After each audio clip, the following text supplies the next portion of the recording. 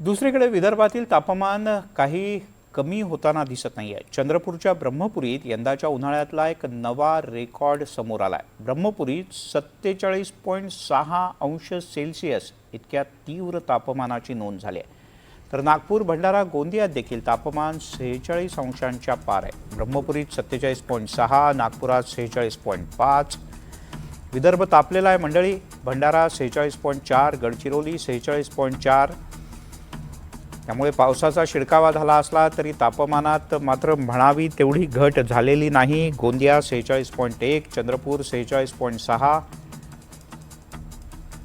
वर्धा 46, फक्त अकोला 45.4। बाकी सर्व 6 जिल्ह्यांमध्ये आपण पाहिलं तर 45 आणि त्या पुढे तापमान आहे। यवतमाळ 44.4 तापमान आहे।